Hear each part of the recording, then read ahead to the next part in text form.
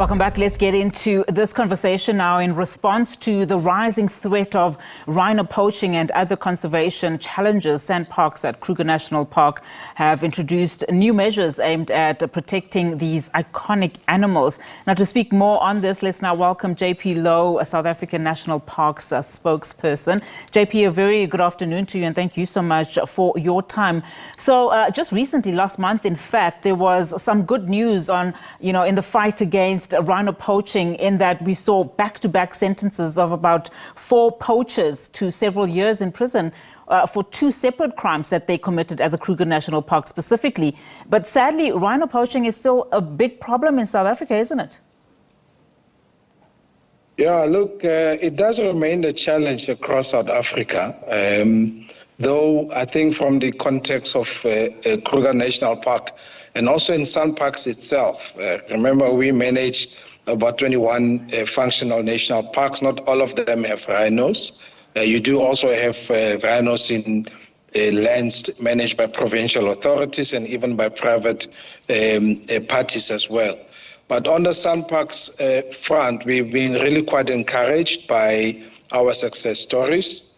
In I think the festive season, we did have quite a spike in terms of attacks, but equally also did we strengthen our attack, rather our pushback and our capacity to push back against these actions. Now, what are some of those new measures that SANParks has implemented to combat, rhino poaching, particularly in the SANParks that have rhinos that you've just mentioned, and more especially the Kruger National Park? Maybe just speak to some of those measures.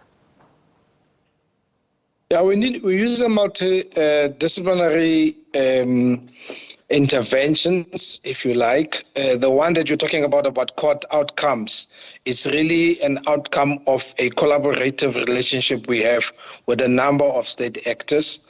This includes also the prosecution authority, and also providing some of our own experts to make sure that they can assist the courts to understand the severity of the problems that arises from poaching.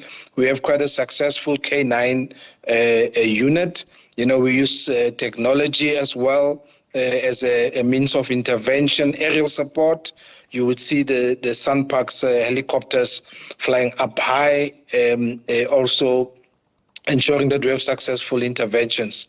The way we look about the selection of our own staff, we really are implementing quite a strong integrity management system in that respect as well. But also, most importantly, we work with communities, engage quite closely with communities staying adjacent to national parks, as well as the private sector. In a place like Kruger National Park, we're surrounded by a number of private reserves as well. What's called the Greater Kruger Environmental Protection Foundation. And we work with them really very, very well. So it's a multidisciplinary intervention that we are quite comfortable that it's really giving us the successes that we're seeing now. And, just talking about those measures, it's important, I guess, that we bring in the role of the public, particularly when we start speaking about, conservation, and our wildlife. But what role can ordinary South Africans play just in preserving that, and also in those efforts of anti-poaching that you've just mentioned? Yeah. In SANParks, we are currently involved in what we call Vision 2040, which talks about a different type of conservation into the future, a conservation that puts at its core, people. So we're talking about visitors, we're talking about communities, talking about scientists, we're talking about traditional leaders, traditional healers. We're really talking about a future where even those who own farms, those who have communal land, can feel like they have a stake in conservation and essentially are playing their part in making sure that nature thrives, but also having a positive relationship with nature where they can benefit from nature. So from those who come in our parks, we appeal to them to firstly just adhere to the rules that we set out for them.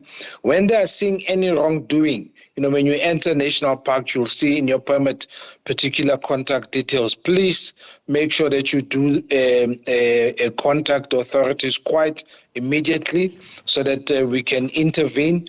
Even outside the national parks, we are very welcoming because we work with the South African Police Service. For example, we're always welcoming to be given some tips and information. Some of the success stories, in fact, we've had in the recent past as well, is because we would get tips that a particular poacher is planning to come in at a certain time, or there'll be an X place, and there's been very successful arrests that have come out of those, and even successful prosecutions. So it's about that overall appeal of a partnership attitude that says, when I see wrongdoing, I will make sure that authorities also know and can also then intervene. All right, JP, thank you so much for that. JP Louw, South African National Parks or SANParks spokesperson. Thank you so much for your time.